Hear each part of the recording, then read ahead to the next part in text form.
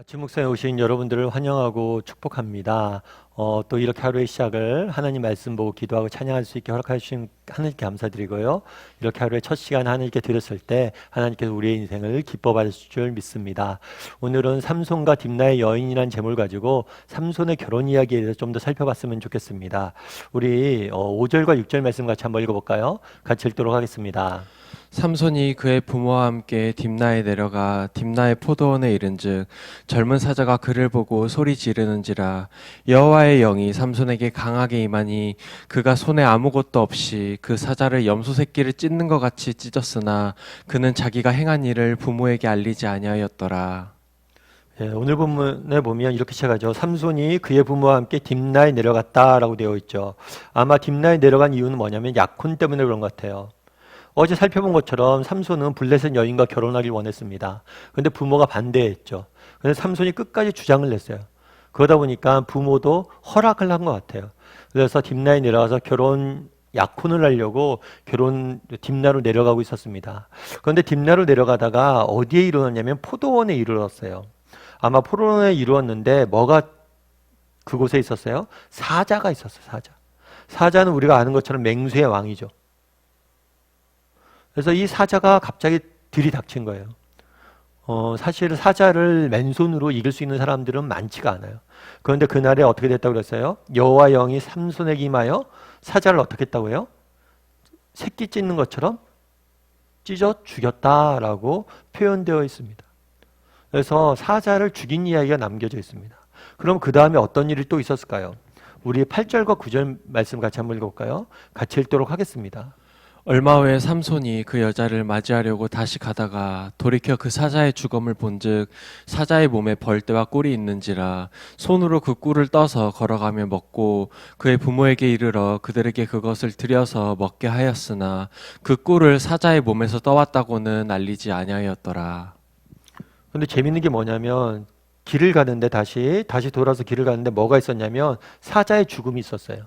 그러니까 볼일을 보고 돌아가는 거겠죠. 약혼을 한 다음에 다시 고향으로 돌아가는데 자기가 죽인 사자의 시체가 있는 거예요. 시체. 그럼 여러분 시체가 있다고 생각하면 뭐가 있을 것 같아요? 시체에 뭐 벌레가 있다거나 파리가 있다거나 이런 이상한 것들이 있어야 되는데 희한하게도 이 시체에 뭐가 있었어요? 벌떼가 있었어요. 그리고 또 그곳에 뭐가 있었어요? 꿀이 있었어요. 그리고 그 꿀을 떠서 뭐예요? 먹은 거예요. 그리고 부모에게도 준 거죠. 참 신기한 일이 있었던 거예요. 그러면 도대체 오늘 이 이야기를 왜 적어놨냐는 거예요. 성경은 왜 이 이야기를 기록해 두었냐는 거예요. 이걸 통해서 주고자 했던 메시지는 뭐냐는 거죠. 오늘 본문에 보면 사자와 꿀이 등장을 합니다. 그런데 사자는 찢어 죽였어요. 그리고 사자의 주검 위에 있는 꿀을 삼손은 먹었다 이렇게 표현되어 있습니다. 근데 우리가 주의할 게 뭐냐면 우리가 지난주에 배웠던 것처럼 삼손은 뭐예요? 태어나면서부터 나실인이에요. 나실인은 구별된 자라는 뜻이에요. 그러니까 태어나면서부터 하나님 앞에 구별된 자로서 쓰임 받겠다라고 약속한 서약한 사람이에요. 그럼 나실인이 지켜야 될 규례가 있었어요. 규칙이 있었어요. 그건 뭐냐면 세 가지인데 첫 번째로는 뭐냐면 시체를 만지면 안 돼요. 그리고 독주를 마시면 안 돼요. 그리고 뭘 하면 안 돼요? 머리를 자르면 안 돼요.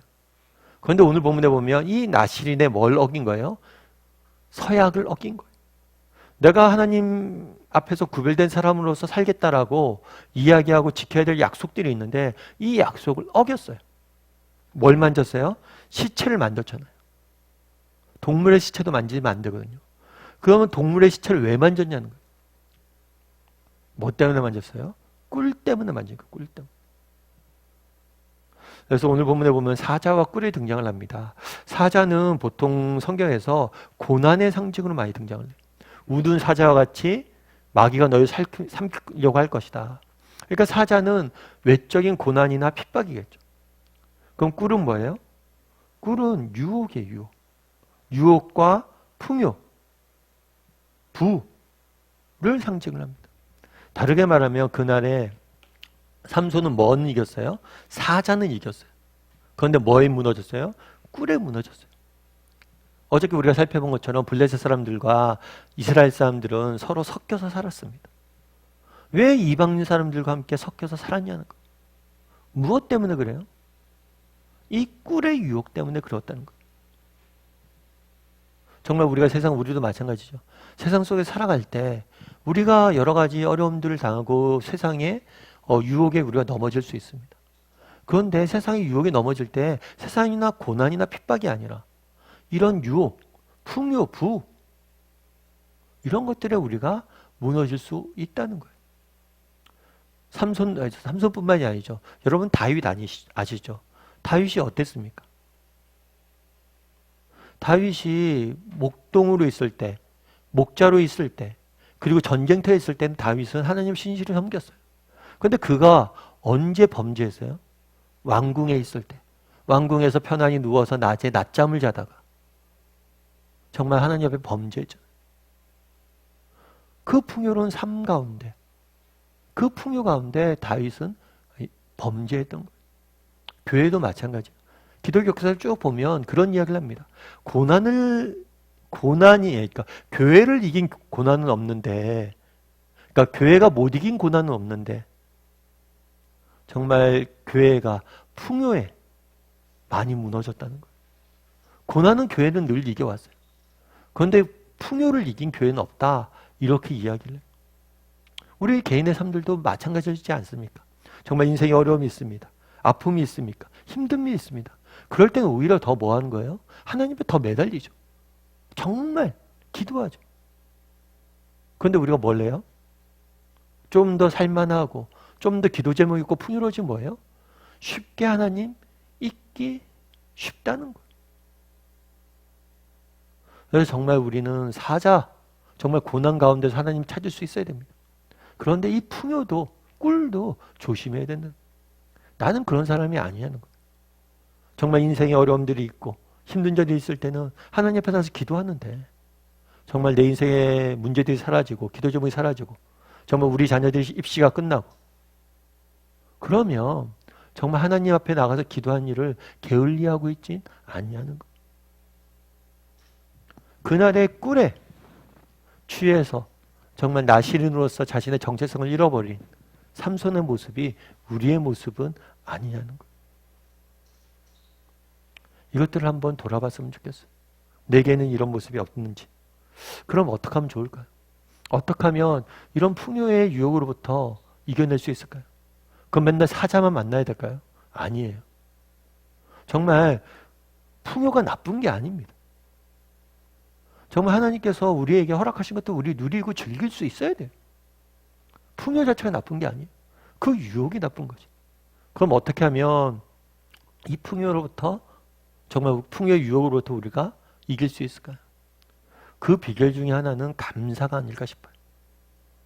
정말 내 삶에 감사가 사라졌습니까? 그러면 그것이 고난이든 풍요든 내 삶이 문제가 생기기 시작한 거예요.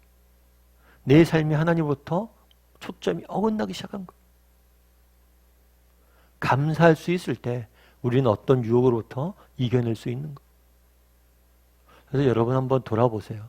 여러분의 삶 가운데 감사가 정말 있는지. 노만 빈센트 필 박사님이 계세요. 이 박사님은 심리학자이고 상담가예요. 하루는 어떤 남자가 와서 이런 상담을 했대요. 박사님, 저 이제 죽으려고 그래요. 왜 그래요? 갑자기 자살할 거예요. 이렇게 왜 그래요? 그랬더니 제가 사업이 파산을 했어요. 망했어요. 제 인생은 이제 더 이상 소망이 없어요. 제 나이를 생각해 보세요. 이제 사업이 망했는데 어떻게 다시 일으킵니까? 다시 뭘 할 수 있겠어요? 제 인생은 끝이에요. 그랬더니 이 박사님 그런 얘기를 했대요. 그래요? 참 심각한 문제인데요. 정말 어떻게 하면 좋을까요? 그러면 한번 이제 남아있는 걸 한번 생각해 봅시다. 사업이 망했다고 그랬는데 파산했다고 그랬죠. 그럼 우리 남아있는 걸 한번 생각해 봅시다. 지금 건강은 하세요? 예, 건강하죠. 제가 나이에 비해서는 건강합니다. 그래요? 그러면 부인은 계세요? 아, 그럼요. 제 아내가 얼마나 저를 믿고 사랑하는데요. 자녀들은요? 아, 우리 자녀들이요. 뭐 대단하진 않지만 그래도 자신의 삶들을 살려고 열심히 하고 있어요. 그러니까 쭉 하나씩 물어본 거예요. 친구는 있어요? 아, 그럼요. 제가 마음 놓고 이야기할 친구도 있습니다. 이렇게 쭉 이야기하다 보니까 이 사람이 그런 얘기를 하더라고요. 아, 박사님, 내가 죽지 않아도 될 것 같아요. 그 얘기를 한 거죠.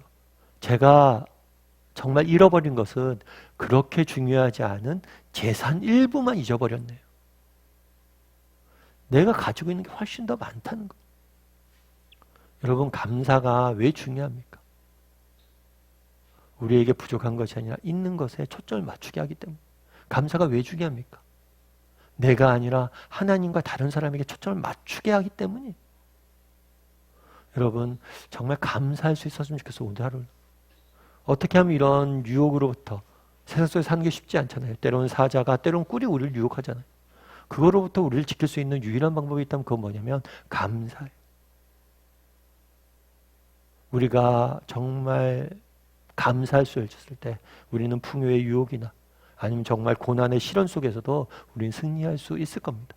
그래서 오늘 하루 난 얼마나 감사할 수 있는 사람인지 한번 돌아봤으면 좋겠고, 오늘 하루 시작하기 전에 하나님 정말 감사합니다 하면서 여러분 감사의 제목들을 한번 쭉 정리해 보세요. 오늘. 그리고 하루를 시작해 보세요. 그럼 오늘 하루가 정말 다른 시각에서 우리는 보게 될 거예요. 아까 노만 빈센트 필 박사의 이야기처럼 정말 감사하다 보면, 우리에게 있는 것들에 대해서 감사하다 보면 다른 시각을 갖게 되는 거예요. 그렇게 감사할 줄 아는 저와 여러분이 되기를 주님의 이름으로 소원합니다.